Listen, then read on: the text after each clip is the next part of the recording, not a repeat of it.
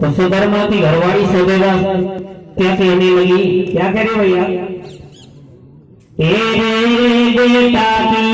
बेटा की बोली लगवेगी भरतार कहूँ मैं तो सोरे कैसे ये दुनिया बांधड़ी बतावे भाभी मोरे बेटा की बोली लगवेगी भरतार कहूँ मैं तो सोरे दुनिया बांधड़ी बतावे भाभी मोरे बेटा की बोली लगवेगी भरतार कहूँ मैं तो सोरे दुनिया बांधड़ी बतावे भाभी मोरे न्यों कहे बलम से नारी में तो तुम बहुत बेकारी तुम्हें इसकी करो पाई नहीं मरो झेर से खाई पहले तो सुधर्मा मट गए दो सब गगन में पट गए इनमें से एक उठा ले तेरा भाग्य अभी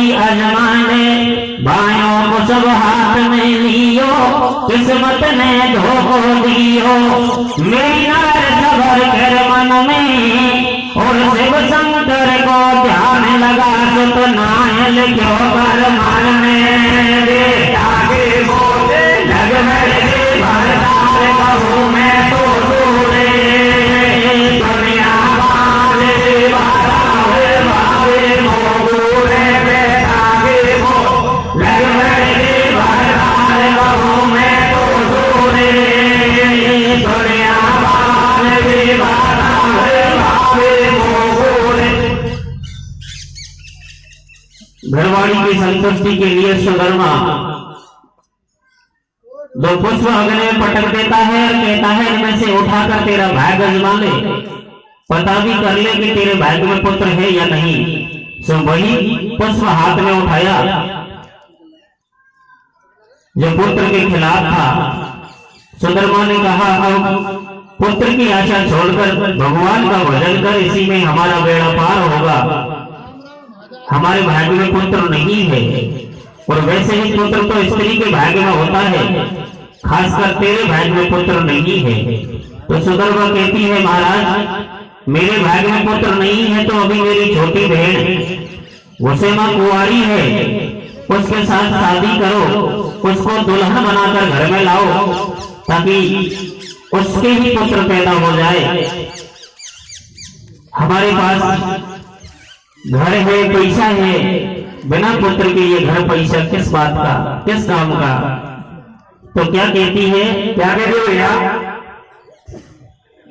मैं बाबुल के ढग जाऊं जा मेरी मैया से बतलाऊं और छोटी बहन कुआरी रोले बासन ब्याह कराऊं हट पड़ेगी बाकी नार सुदेवा भारी समझाई सोते दूसरी आर बनेगी तो कूद खुदाई लड़ोगी आपस में रंग में मोह मंडे गले से रहूंगी के संग में मटाकी ना मानी भाई और बातचीत करवाए सगाई जबरन करवाई पार दिए जोड़ी से फेरा कैसे और छूट ना के बात दूसरी के हो गयो छोरा बेटा के बोले घर में भरतार कहूँ मैं तो सोरे दुनिया वाले बतावे भावे मोरे बेटा के बोले लग भरतार कहूँ मैं तो सोरे दुनिया वाले बतावे भावे मोरे। सुधर्मा अपनी साड़ी को घरवाली बना करके और घर ले आता है। घर में दो लोगाई हो गई ईश्वर की भी कृपा हो जाती है।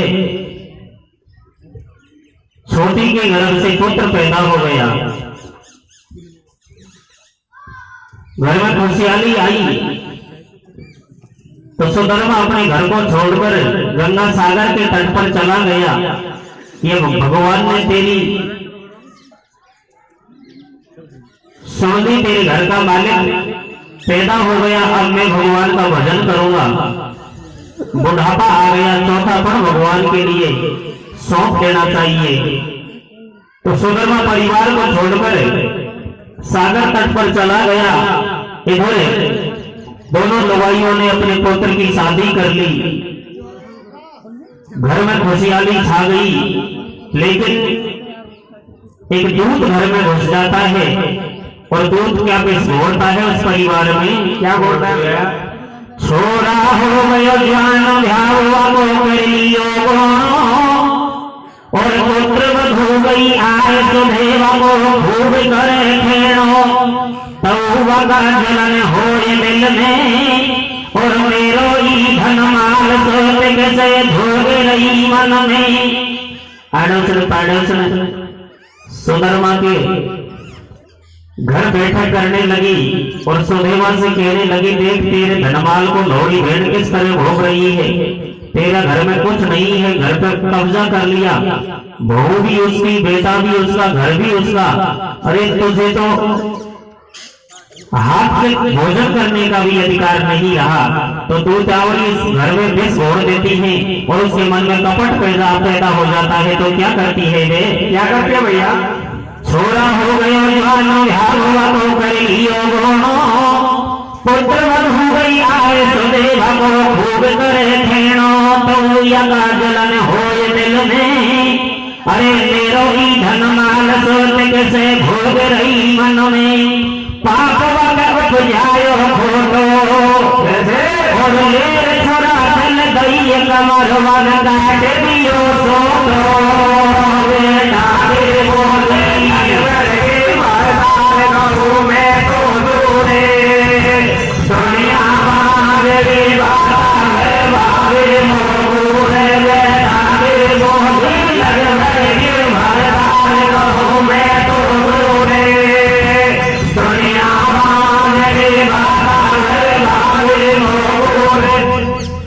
टूक कर दिए हाथ को करो नहीं खटको और बाग भागे सकेल जारवाने सरवर में पटक्यो जाग गाऊ को नहीं भाई।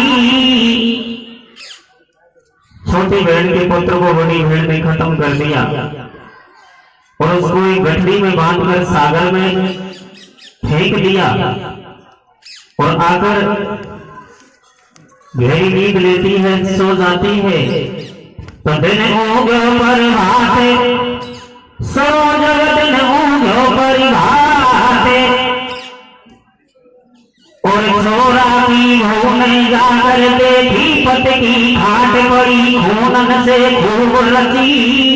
उठे बदन के होश भोटिया वहां से तुरंत भली सास से जाए कही बतिया और भेड़ो कोई ने घाट मात मेरो मार दियो रसिया रे जामन जाई ऐसे हो जामन जाई रे भेड़ी बलाना तेरी आवला जो तो हमारा यो हमारा धारे बागला जामन जाए भेड़ी बलाना तेरी आवला तो सो तो हमारा यो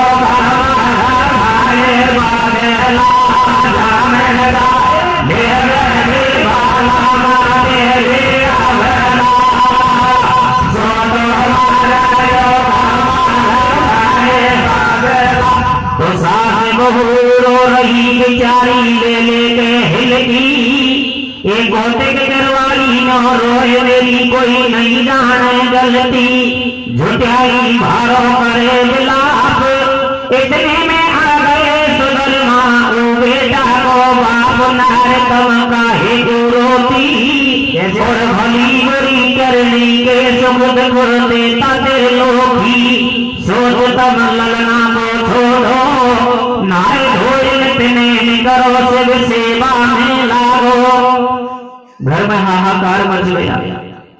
दोनों सास और बहू पुत्र के लिए रोने लगी।